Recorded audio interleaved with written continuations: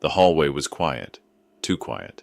Dust danced in the dim glow of a flickering bulb as the soldier pushed open the door to his son's old room, untouched, sealed by silence and sorrow. Rain tapped the window like soft fingertips. He stepped inside. The air felt heavier than war.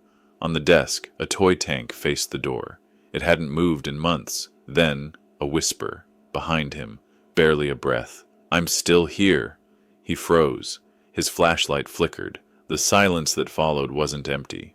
It was watching, and he wasn't ready to ask who was speaking. The door creaked open wider behind him as he stepped in. It hadn't done that before. The room looked the same, painfully so. The posters of plastic heroes still clung to the wall, their edges curled with time. The small bed sat under the window, its navy sheets wrinkled, untouched. On the floor, the shoelaces of tiny sneakers remained untied, as if waiting for a morning that never came. He closed the door behind him, slowly. He hadn't entered this room since the funeral. His wife had tried once, just to dust. She didn't finish. He stood still, the air thick with memory. Every breath felt like inhaling loss. His boots made the softest thump on the carpet. Each step was a trespass, a violation of a sacred silence. On the desk, a birthday card, the last one Eli had opened. A drawing of a smiling sun and the words, "To my brave little explorer. Love, Mom and Dad." He blinked. The ink had faded slightly, but the fold in the card was fresh, too fresh. He reached out. There were fingerprints, tiny, smudged, new.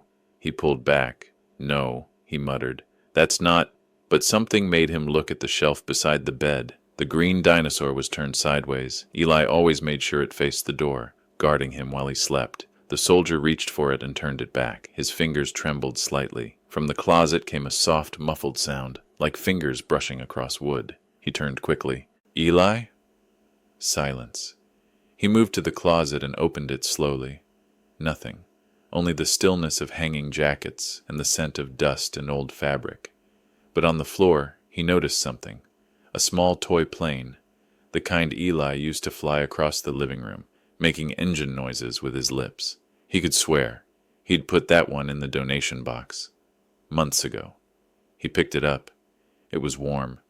His knees buckled slightly, and he sat on the edge of the bed. The sheets gave under his weight, still springy from a child's mattress. He closed his eyes. Flashback. The last time he saw Eli, the boy had stood by the doorway, hugging the same toy plane, his face pressed to the glass window of the airport. "You'll be back before the snow, right?" "I promise. Even if I'm sick?" "You won't be sick. But if I am, I'll come back faster." Eli had nodded like he believed it. Snow had fallen, and melted, and fallen again, and he didn't come back faster. Back in the room. He rose, needing to move, to breathe. He looked at the nightstand. A small flashlight sat there, one they used during thunderstorms. It was off, but as he reached toward it, it flickered on, just once, a single pulse of light. He pulled his hand back. His throat tightened. Something ancient stirred in him. Not fear, not yet, but recognition. He turned toward the window. Rain streaked the glass in thin lines. On the pane, as if drawn by a finger, he saw a single word. "Hi." He stepped back. His breath caught in his throat. And then faintly, almost inaudibly, a tap on the dresser. 3 slow taps, like a code, like someone waiting. His eyes locked on the toy tank. It had moved, no longer facing the door. Now, it was facing him. He didn't move. His legs refused. His chest tightened. Outside, the rain fell heavier. A low thunder rolled in the distance. He sat back down on the bed, not to rest, to anchor himself. He whispered, barely audible, "Eli?" No answer. But the air felt full, as if someone was holding their breath just beside him. He let his fingers touch the crumpled corner of a drawing on the floor. Crayon. A stick figure with a small house, a red X over the sun. He turned it over. Nothing written. But it was recent. The lines were too clean, too alive. He held the drawing against his chest, and for a brief second, he swore he felt warmth, small, fleeting, like a tiny hand pressed gently against his back, then gone. His eyes filled, not with tears, but with the ache of recognition. He whispered one final word before leaving the room. "Why now?" Behind him, as the door clicked softly closed, the flashlight on the nightstand flickered once, and the whisper returned, so faint it was almost imagined. "Because you stayed." The hallway outside his son's room seemed longer than before. The light bulbs overhead buzzed faintly, casting a flickering halo over the wood floor. Each step he took echoed, not just physically, but emotionally, like walking through the pages of a story he never finished writing. Downstairs, the clock ticked too loud, a slow metronomic reminder that time hadn't frozen, even if the rest of the house had. He poured himself a glass of water. His hand shook as he set it down, the rim tapping the counter. Once, twice, 3 times. He froze. From the floor above, his son's room, he heard the floorboard creak. Not once, but twice. Someone, or something, was walking. He didn't move, not out of fear, but out of something worse. Hope. He gripped the edge of the counter, breathing slowly. The house settled around him, too alive in its silence. Another creak, lighter this time, as if someone were walking on tiptoe, a child's weight. He ascended the stairs again. Each step betrayed him, groaning under his weight. But he didn't stop. He reached the top. The hallway stared back, unchanged, his eyes fixed on the door to Eli's room. It was slightly open. He hadn't left it like that. The air felt colder now, not hostile, just distant, like something peering from behind a curtain of time. He pushed the door open slowly, empty, but the toy plane was gone from the desk. He scanned the floor. Nothing. Then, there, beside the bed, positioned neatly, as if placed there deliberately. He bent to pick it up again, but just before his hand reached it, the softest noise broke the silence. Footsteps. In the attic. He straightened sharply, looked at the ceiling. The attic hatch was slightly ajar. A thin thread of dust floated in the air below it. He had boarded that up last winter. It was sealed. He fetched the ladder from the garage, the old aluminum one he hadn't touched in over a year. As he extended it beneath the hatch, a thought gnawed at him. What was he expecting to find? Ghosts or guilt? The ladder groaned as he climbed, flashlight in one hand. When he pushed open the hatch, dust poured down like old snow. He shone the light inside. The attic was a graveyard of boxes, old uniforms, holiday decorations, his wedding tux, Eli's first baby shoes, boxed and labeled First Steps. He hoisted himself inside. Silence. He panned the flashlight slowly, and then he saw them. Footprints, small, bare, dusty, but clear. They led from the far wall to the middle of the attic, then stopped, abruptly, like someone had vanished mid-step. He crouched, reaching to touch them. They were real, pressed deep into the dust, not disturbed, not swept, real. He followed them back to the wall. The wooden paneling was old, stained with time. But in the corner, something caught his eye. Crayon, a child's drawing, a stick figure holding a balloon, another figure beside it, taller, in what looked like a uniform, and a third figure standing apart. No face, just an outline. A ghost, maybe. He stared at it. Then, on the opposite wall, scratched faintly in the wood. I stayed quiet. He reached out, his hand trembling slightly as he traced the words. Then a gust of cold air, sharp, intentional. The flashlight flickered. In the corner of the attic, a box tipped over. He turned quickly. The contents spilled. A blanket, a small shoe, a family photo. In the picture, Eli smiled, his arms wrapped around a toy dinosaur. The soldier's hand rested on his son's shoulder. His wife was mid-laugh. But what froze him wasn't the image. It was what was written on the back. June 11th, last perfect day. He sat down, right there on the attic floor. He remembered that day. The cookout, the water balloons. Eli had laughed so hard he couldn't breathe. They watched cartoons late into the night. Eli had fallen asleep on his lap. It was the last night he was home before deployment. He remembered how he'd whispered to his son, "I'll be home before you know it," and how Eli, half asleep, had replied, "Even if I'm scared?" "Yes," he'd said, "even if you're scared." He never kept that promise, and somehow that memory was echoing in this house, as if someone or something wanted him to remember. He stood, brushing the dust from his knees, took the photo with him. As he climbed down, the attic door shut behind him. He didn't close it. The hallway lights flickered once, then steadied. Back in Eli's room, the toy plane was on the bed now, resting on the pillow, facing the door. He picked it up, held it tight. Then, just as he turned to leave, something shifted in his mind. Not a sound, not a sight, but a presence. The feeling of being watched. But not by a stranger. By someone who had been waiting for him to look deeper, to stop running, to see. And just before he stepped into the hallway again, he heard it. The same 3 soft taps on the wall. This time, they weren't a warning. They were a call. A call from the room he left behind. The rain had stopped by morning, but the house still felt soaked in memory. Light filtered through the blinds, like a secret trying to reveal itself too gently. He hadn't slept. Instead, he sat at the kitchen table with the photo from the attic laid out before him. His hands were still dusty. The smell of old boxes clung to his sleeves. He didn't know what he was looking for. Maybe proof. Maybe peace. But mostly, a reason. A reason why the footsteps kept returning. Why the drawings kept changing. Why he still felt his son in the air.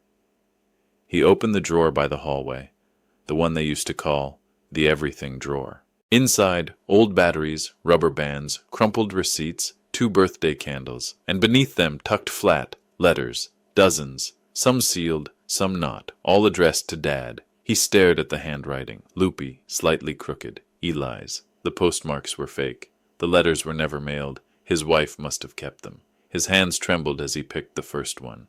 March 2nd. Hi, Dad. I learned how to draw sharks today. Mine had sunglasses. I'll show you when you get back. I miss you. Mom said you're making the world safe. March 18th. I had a nightmare again, but I kept the flashlight on like you taught me. I think it helped. Maybe you can send me a picture of you, just so I know you're real. April 9th. Are you coming soon? I was brave all week. Even when I scraped my knee, I didn't cry. His fingers tightened. The paper crinkled. Letter after letter. Each one spoke with the softness of a child trying not to sound too lonely. They didn't beg. They waited. That was worse. In one envelope, there was a crayon drawing. 2 stick figures on a porch. One had a balloon. The other had a backpack. Below it, written in shaky blue, "Come home now, please." His breath caught in his throat. He read the last letter in the pile. No date, just folded, careful. Dear Dad, I know maybe you forgot the way home. That's okay. I left the light on for you. I'm still here. The same words, the whisper. I'm still here. He closed his eyes. All this time, he had thought of Eli as gone, a past tense. But this felt like Eli had stayed, trapped in the empty spaces, in the forgotten rooms. He stood up, the photo still in his pocket, the letter clutched in his hand. He went back to Eli's room, opened the drawer beside the bed. Inside, neatly stacked, were drawings, hundreds, as if Eli had spent hours, maybe days, drawing quietly while the world moved on. Tanks, planes, dinosaurs. But beneath them, a series of houses, over and over, all the same shape. One window always glowing yellow, one figure always standing alone, until the final one. 2 figures, one adult, one child, both holding flashlights. A caption, scrawled beneath, "Found you." The soldier dropped to his knees, his forehead pressed against the side of the bed. The mattress still held the shape of Eli's small frame. He whispered, "I'm sorry." It wasn't loud. It wasn't poetic. Just a truth, long overdue. The flashlight on the nightstand turned on. He didn't flinch. Instead, he reached out and turned it off himself. I know. He stood, opened the window, and let the morning air into the room. The curtain fluttered softly, and on the windowsill, drawn faintly in dust, a small heart. He didn't need proof anymore, just purpose. The house wasn't haunted. It was waiting. And maybe it was time to start answering, one letter at a time. It was late again, that kind of late where the world holds its breath, the hour between grief and dreaming. He sat in Eli's room, the door half shut behind him. The only light came from the nightlight in the corner. It still worked, a tiny blue glow shaped like a rocket ship. Eli's favorite. The house was silent, not heavy, just paused. He had read every letter, sat through each line like a prayer. But tonight felt different. He could feel it in his chest. Not fear, not pain, just readiness, the kind you feel before a door finally opens. He stood and moved toward the closet, opened it gently. The clothes were still there, untouched. Tiny shirts, hoodies with dinosaurs, the shoes Eli wore the last time they played catch in the yard. He reached up to the top shelf and pulled down an old shoebox. Inside were Eli's tape recordings. He used to pretend he had his own radio show. They'd record silly stories. Commander Eli reporting from Space Station 5. His laugh would burst through the static like sunlight. The soldier placed the first cassette into the old player, pressed play, a few seconds of fuzz, then Eli's voice crackling alive, Hi, Dad. If you're hearing this, it means you finally found my box. Good job. I'm going to tell you a story. He sat on the edge of the bed, hands tight, heart tighter. The tape went on for 10 minutes. Eli describing an imaginary world of robots, aliens, and hot chocolate rivers. At the end, he said, "Okay, that's it. I love you. Don't forget. Even if I'm quiet, I'm still here." The tape clicked off. He didn't cry. He couldn't. Instead, he pressed rewind. Let the whir of the tape fill the silence. But then, before he could play it again, the voice returned. Not from the speaker, from the room. Soft, breathy. A whisper curling under the crack of the door. "Did you hear it?" He stood, blood like ice. "Eli," he said softly. Silence. Then, footsteps, running, down the hallway. He rushed out. The hall was empty, but the light in his bedroom was on now. He hadn't touched it. He moved slowly, deliberately. Each footstep landed like memory. He pushed open the door. No one, but something was there, resting on the pillow. One of Eli's drawings, but he hadn't seen this one before. It was recent, less faded, the lines more careful. It showed the hallway, the bedroom, a door cracked open, and two stick figures, one labeled me, the other just a question mark, and behind them a shadow, not menacing, just present. He turned the paper over, scrawled in pencil, "I saw you listen." His hands trembled. That night, he slept in Eli's room, not as a ritual, not out of longing, but as if responding to an invitation. At 2:47 a.m., he woke to tapping, not loud, just rhythmic. 1, 2, 3. He sat up. The toy plane on the nightstand was now pointing toward the closet. The door slowly creaked open. Nothing. Then, a soft, familiar voice. Not a whisper this time. Clear, young. "You came back." He didn't speak. He just sat there, frozen, weeping quietly. The closet door didn't move. The air didn't chill, but a weight in his chest shifted, lifted slightly, as if forgiveness had just pulled up a chair. He whispered back, barely breathing, "I'm not leaving again." The night held its breath. Then, for the first time in years, he slept without dreams. The next morning, he sat at the kitchen table with his uniform folded beside him. The sun was rising, but it didn't feel like morning. Not really. The house was too quiet. Not empty, just cautious. Like it was waiting to see who he'd choose to be now. He looked at the coffee mug across from him. The one Eli had painted in kindergarten. Blue handprints turned into wings. A chip on the rim now. But it was still here. Still waiting. Like everything else in this house. He reached for it slowly, let his fingers brush the painted wings. A voice echoed in his memory. Eli's laughter, light and full, ringing off these same walls. He hadn't heard that sound in years. War had a way of replacing sounds, replacing laughter with gunfire, replacing birthdays with dates of deployment, replacing people with folded flags. He stared at the uniform, the medals pinned to the chest, stiff and gleaming. He had worn that uniform to funerals, to ceremonies, to nights he didn't come home. Eli used to wait at the window, flashlight in hand, waving it in circles, a lighthouse for a father always adrift. But the real battle hadn't been overseas. It had been here. He thought about the arguments, the missed calls, the birthdays that came with promises and passed with silence. How many next times had he spoken into a satellite phone? How many times had Eli nodded, trusting him? There was one night, the last one, before his final deployment. Eli had left a letter under his pillow. "Please come back, Dad. If you don't, the house will get too quiet." He hadn't opened it until after the funeral. Not Eli's funeral, his wife's. The cancer came fast, and he was halfway across the world when it took her. By the time he got home, Eli was already with her parents, already withdrawn, already changed. Then the accident, the car, the silence that followed. He never got to say goodbye, only stood by the grave, medals shining, words dying in his throat. He thought service meant protection, but he hadn't protected the one thing that mattered. He gripped the edge of the table now, knuckles white. The house creaked above, soft, like a breath. He rose and walked to the wall where the family calendar still hung, pages untouched since Eli's last summer. He flipped through it. June, July, August, circled in red.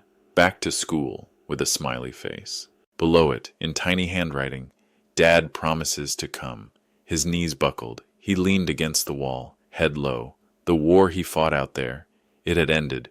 But this one, this war at home, it still raged quietly in every drawer, every drawing, every letter never answered. He looked at the wall again. He would stay this time. He would fight this war. With memory, with love, with presence. He moved to the living room, pulled out the dusty bin labeled Eli's Things. Inside, puzzles, toys, more drawings. At the very bottom, a small audio recorder. Bright red, stickers peeling. He turned it over in his hand, pressed play, fuzz, static. Then a beep. Then Eli's voice. "Hi, Dad. This is my last recording.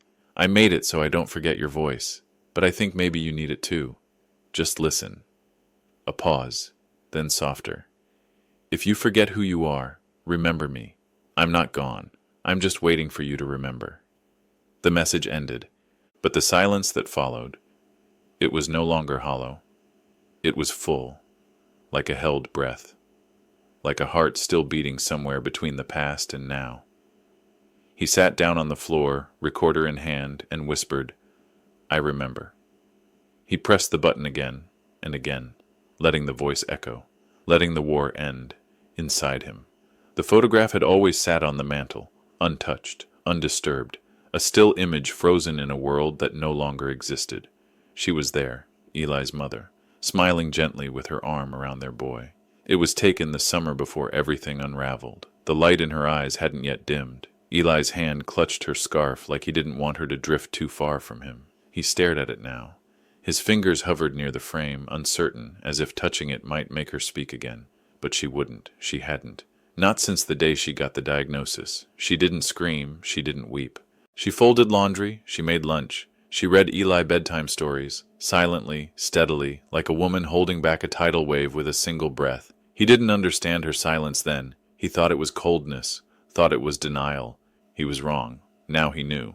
He was starting to learn that some people carry love like an anchor, so deeply rooted in the ocean floor that it never surfaces, but it holds everything in place. He walked to the bedroom they once shared. The door creaked open. It smelled faintly of lavender. Her books still lined the shelf, mostly poetry, a few novels, all underlined in pencil, phrases she must have reread on nights when the pain grew loud. He sat on the bed and opened the drawer beside her side. Inside, a journal. He hesitated, then opened it. The pages were dated, each entry brief, quiet, like her. May 4th. Eli asked if I would still read to him when my hair is gone. I told him yes. He asked if I'd still sound like me. I didn't know how to answer. June 9th. He made me laugh today. A real laugh. I hadn't felt that in weeks. He used the voice you use when pretending to be a frog, said, "Mom, laughter is medicine, right?" I said yes. He said, "Then you'll be better in no time." August 12th. You called from the base. Eli waited 2 hours by the phone. He didn't say it, but I saw the way he folded his drawings. Like goodbye notes. He closed the journal. There was a kind of ache that came from reading words someone never meant for you, especially when those words said everything they never could aloud. She had carried the grief of knowing, not just her own ending, but how it would echo through the boy, through him.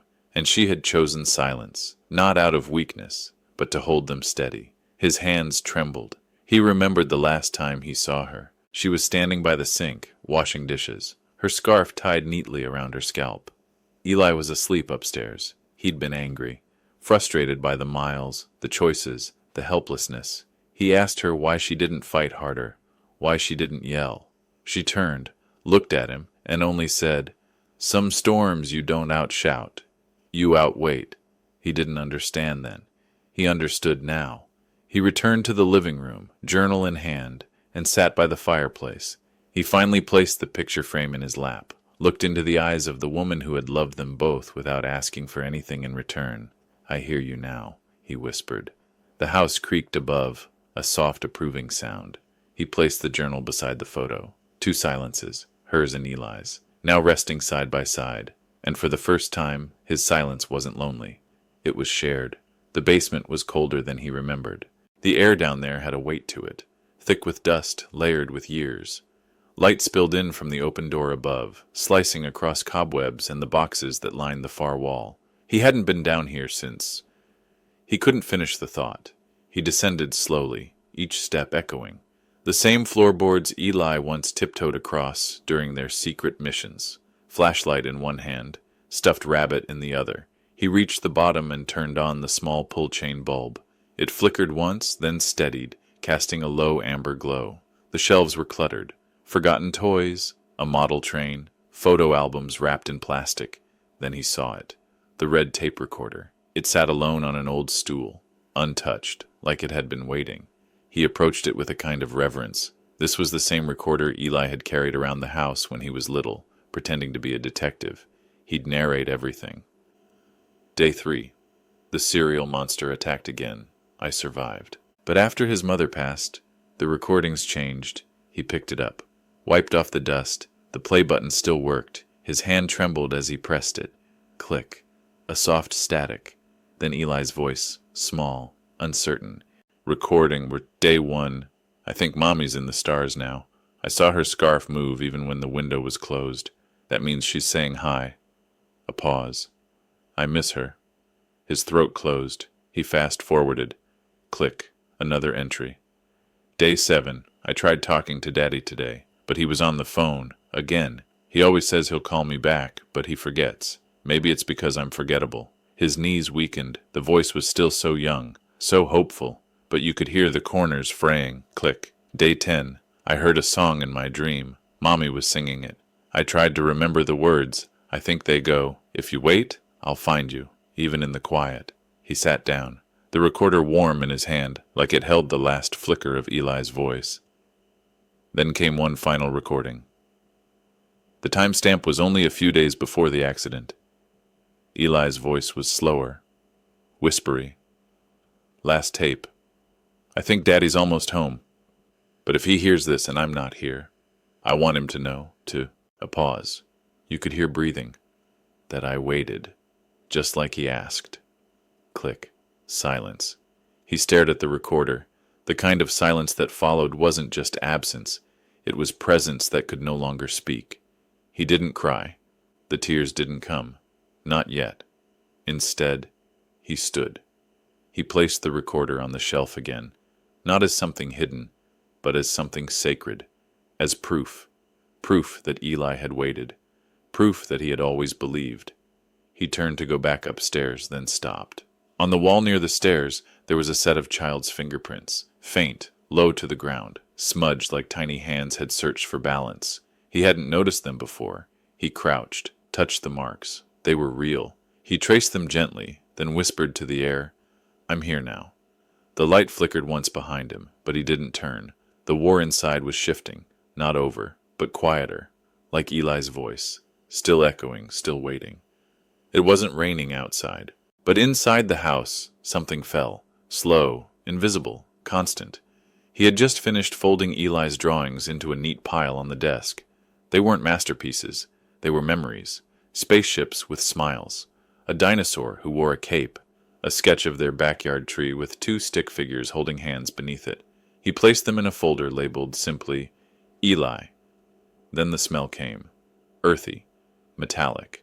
The scent of rain, except the windows were dry. And that's when he saw it. A small puddle in the hallway. Water. But no leak above.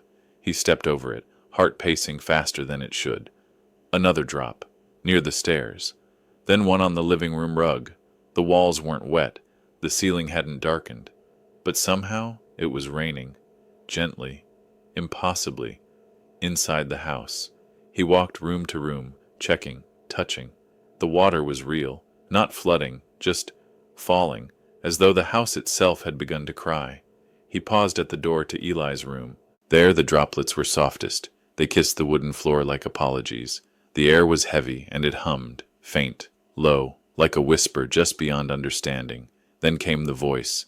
Not a whisper this time, not faint, but clear. Don't forget the song.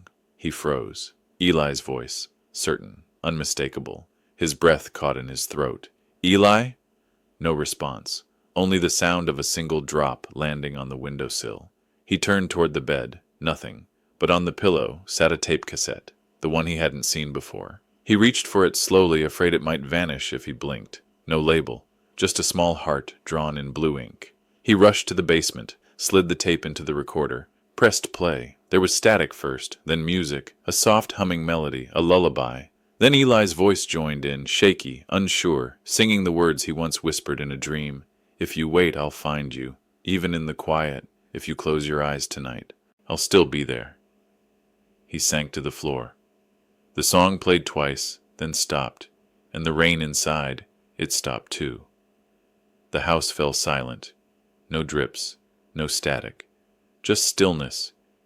But it wasn't the painful kind anymore. It was the kind that held you, like a warm blanket in winter, like a presence that no longer needed to speak to be felt.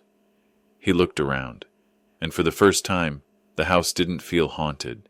It felt full. Eli hadn't been trying to scare him.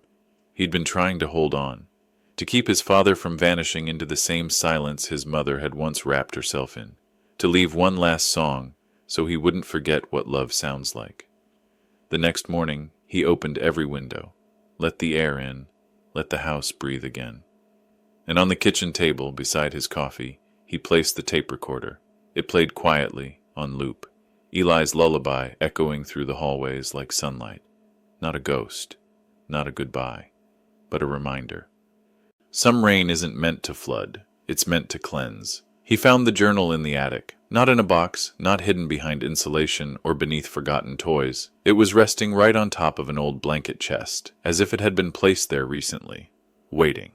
It was a plain black notebook, the edges worn soft. No name, no stickers, just the faint imprint of something once spilled on the cover. He flipped through it cautiously, like it might crumble in his hands. Inside, the handwriting was delicate, almost hesitant, Eli's. Each page held pieces, fragmented thoughts, unpolished sketches, stray lyrics from songs never finished, and silence. So much silence between the lines. The first entry. I don't think Daddy hates me. He's just not here. I think war takes pieces of people. Maybe he didn't have enough left when he came home. He closed the book, took a breath, opened it again. Page after page, the boy had tried to make sense of a father who was physically present but emotionally evacuated, who spoke in clipped commands, not lullabies, who paced more than he played. He kept reading. Sometimes I try to be louder, laugh bigger, so maybe he'll notice. But it feels like I'm yelling into a tunnel, and all I hear back is me. Then, on a page midway through, I think Mommy knew. That's why she smiled even when she was sick. She wanted me to remember softness. I miss her humming. I miss when Daddy used to hum too. He rubbed his thumb over the ink. A smear. Still fresh? No, just memory. He turned the page and saw a drawing. A house. Their house. But inside, there were only shadows. No people. Just two hearts drawn in opposite corners. One had little feet beneath it. The other was cracked. He sat down. He wasn't sure how long passed. The room shifted with the light outside, from afternoon to evening. Finally, at the back of the journal, in the final entry, Eli had written, If I don't make it to my birthday, that's okay. I hope Daddy doesn't feel bad. I know he tried. But if I had one more minute with him, I'd just ask for a story, one where I get to be the hero, just once. The floor tilted, his chest hollowed. He had spent so long building walls of stoicism, thinking that grief meant silence. That mourning looked like moving on. That war had taught him how to survive, but it hadn't taught him how to return. He had left Eli in the waiting room of his heart, never calling his name. He looked around the attic, dust, boxes, the smell of old insulation.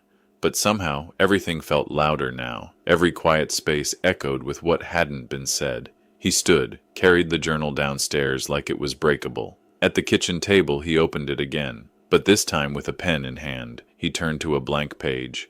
Then he wrote, Dear Eli, I didn't forget your birthday. I just couldn't look you in the eye knowing I wasn't the father you deserved. But I want to try. Even now, I want to tell you a story. In this one, you're not just the hero. You're the reason I came home. He paused, then continued. You waited. You sang. You left me tapes, drawings, whispers. You gave me a second chance in the quiet. I heard you. And I promise, I'll spend the rest of my life answering. He signed the page with trembling fingers. Just one word. Dad. Then, slowly, he walked to Eli's room, placed the journal on the bed, lit a candle on the windowsill, and sat there, in the stillness, in the low light, in the ache, letting every word unspoken settle into something real. That night, as he drifted into uneasy sleep, he heard the voice again, just once, soft, certain. "I got your letter." And this time he didn't flinch. He smiled. Because not all hauntings are sorrow. Some are love, finding its way back. It was during a thunderstorm that he saw it. The sky had split open above the neighborhood, throwing silver veins across the dark. Rain tapped against the windows, steady, familiar, like the heartbeat of the house itself. He had gone to close Eli's window, out of habit now, no fear, just instinct, when the lightning struck close enough to illuminate the entire room. That's when he saw it. High up, near the corner of the wall he hadn't touched since the funeral. The wall that had once been Eli's canvas of dreams. A drawing, not with crayons or pencils, not smeared with childlike color, but etched, carved lightly into the paint, almost invisible in daylight. But under the storm's brief flash, it became clear. A figure, tall, stooped, holding a small hand. They were walking through what looked like a field. Above them, a sun with one eye closed. Beneath the image, in faint, blocky letters, "He came back." His breath caught. He reached for the wall, tracing the lines with his fingertips. This wasn't a drawing from before. This was new. But Eli was gone, wasn't he? He examined the edges of the mark. No cracks in the paint, no signs of age, just clean, deliberate pressure. He remembered what the child psychologist had once said during a military debrief. Grief can manifest in children's drawings. It's their language, their truth when words fail. But Eli never showed him these truths, not while alive. And now the wall was speaking. He stared at the drawing long into the night. At one point he whispered, Did I come back?" The house didn't answer, but the silence wasn't empty this time. It was thoughtful, waiting. Later, he went to the garage and pulled out a stepladder and a fresh can of clear matte sealant. He coated the drawing gently, not to erase it, but to preserve it, to honor the quiet voice that had etched love into plaster. The next morning, he sat at the kitchen table with his old field journal, the one he hadn't written in since Afghanistan. He turned to a blank page and began, Day 1, home front, objective, remember the little things. He made a list beneath it. Fix the squeaky stair. Frame Eli's last drawing. Talk to Claire's mother. Say the things I never could. Keep the window open at night. Then he paused and added one more line. Start drawing again. It wasn't something he was good at. Eli had always been the artist. But maybe the point wasn't perfection. Maybe it was presence. That evening, he returned to Eli's room, not to mourn, but to build. He moved the bed to the center, cleared the shelves, brought in his guitar from storage, dusted off and out of tune. He sat on the floor and began sketching with a charcoal pencil. Not much, just outlines, a field, 2 figures, and a sun with one eye open, smiling. It was crooked, rough, but honest. When he stepped back, something in his chest loosened. He imagined Eli watching, amused at his father's clumsy lines.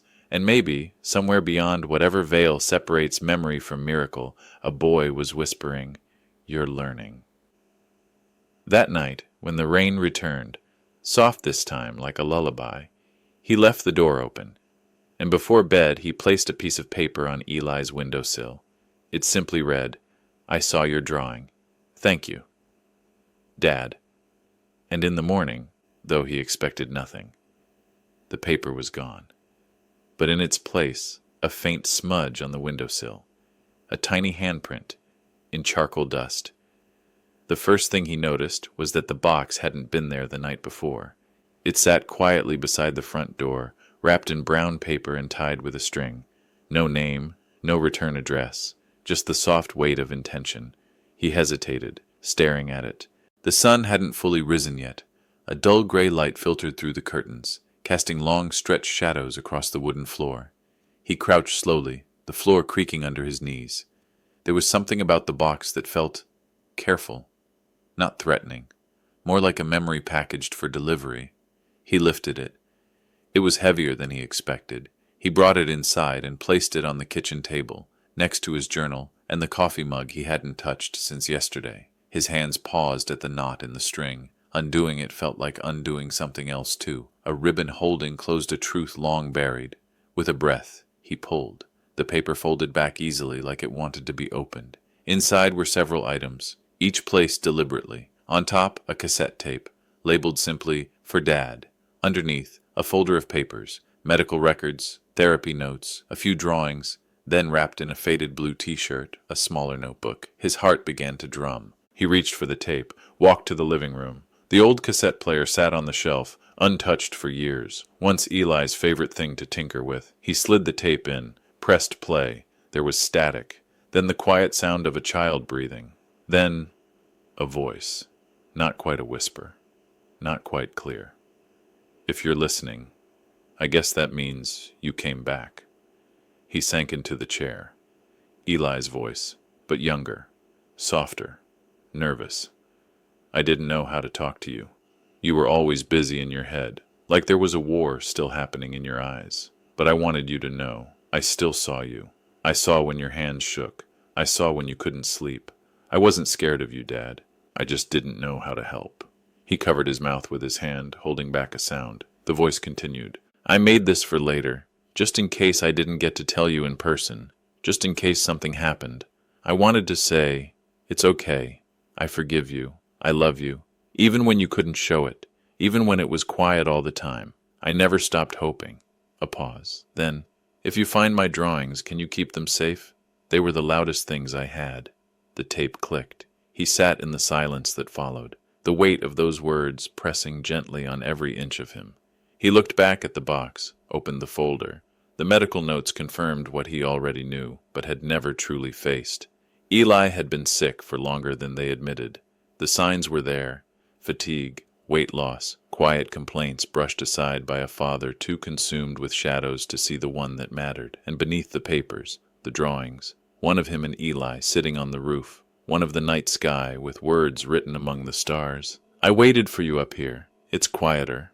And finally, a picture of a house, their house. But this time, the windows were filled with light. In one of them, a figure stood with a candle, waiting. His hands trembled. He opened the smaller notebook. This one was different. Every page was a letter, written to him. Some pages had tear stains. Some had shaky handwriting.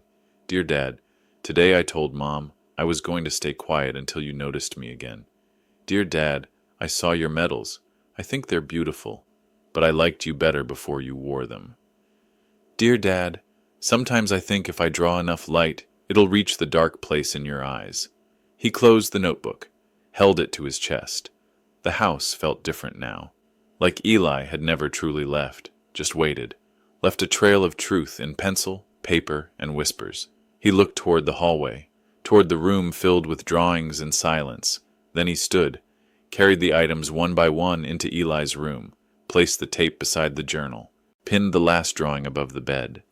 He stood there for a long time, then whispered, "I see you now, Eli. I really do."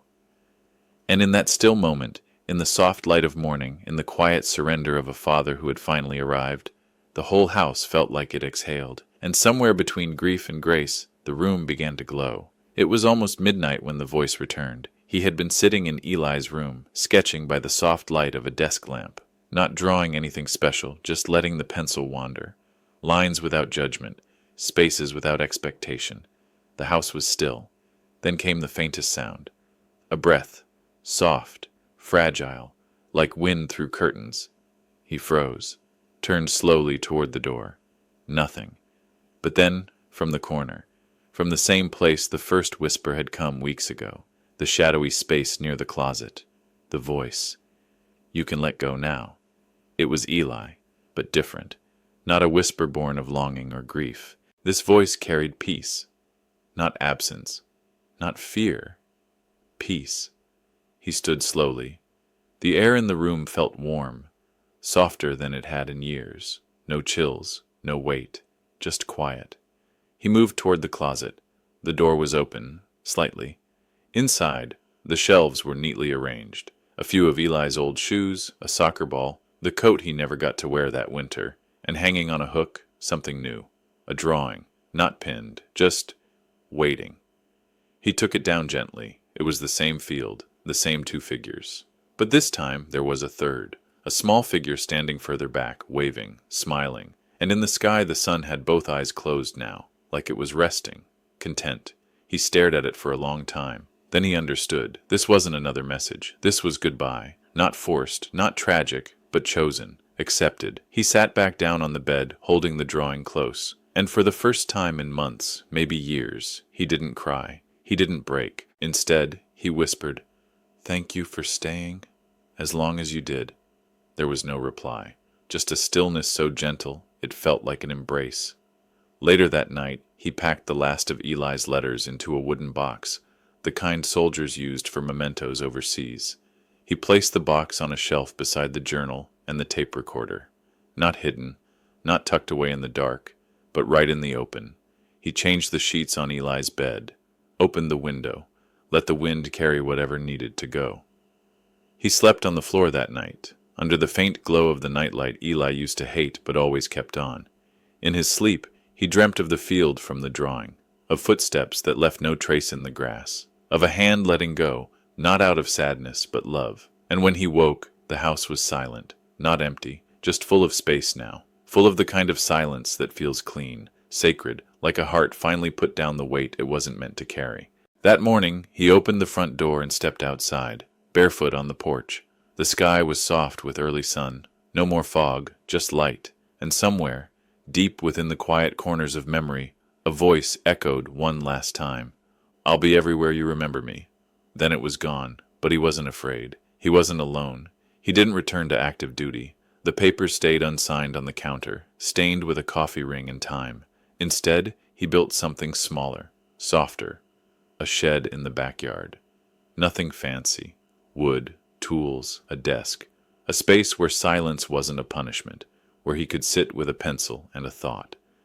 It started as a habit, returning to Eli's drawings, sketching beside them, trying to see through his son's eyes. What was he capturing? What did he want him to see? It became a ritual, then something more. Soon he started welcoming others, children from the neighborhood, a few too quiet, a few too loud, all carrying something invisible on their backs. He never asked them to speak. He just handed them paper, crayons, a place to draw whatever haunted or healed them. He called it the listening room. No one talked unless they wanted to, but they all left something behind, taped on the walls, hung from clothespins, slipped into a box marked hope. One morning, a little girl sat across from him, drawing in slow, careful strokes. She looked up. "Why do you keep that room inside your house with all the stars and tape recorders?" He smiled. "Because someone once waited for me there." She tilted her head. "Are they gone now?" He paused. "No," he said softly. "They're everywhere now." And he meant it. He saw Eli in the lines of a child's son, in the silence between questions, in the way the house no longer creaked with grief, but with life. He still visited the old bedroom, sometimes at night. Still sat by the window when the sky turned violet, tracing the horizon like he was sketching something sacred. He never played the tape again, didn't need to. He remembered every word. And when it rained, he'd sit beneath the eaves and let the drops speak their language. The house no longer cried through its walls. It whispered. It hummed. On the anniversary, he left 3 things on the windowsill: a folded drawing, a cassette tape, rewound, and a note that said, "You were the voice that saved me." That night, the wind picked up, and for a moment, just one, the tape player clicked. No sound, just a soft whirring, then silence again. But he smiled, not because he imagined it, but because he didn't need proof. Grief had once been a storm that drowned him. Now it was rain that fed something growing. He walked through the house, turning off lights, paused at the front door, looked out over the yard where kids had once played under falling leaves, where Eli once stood in a Superman cape too big for his frame, and as he stepped outside, the wind carried a whisper, not from the shadows, not from the past, but from within. "I'm still here." He didn't turn back. He didn't need to. Some echoes don't haunt, they guide. And in every drawing, every pause, every word left unsaid, but deeply felt, his son remained. Not as a ghost, but as a light, flickering, steady, forever home.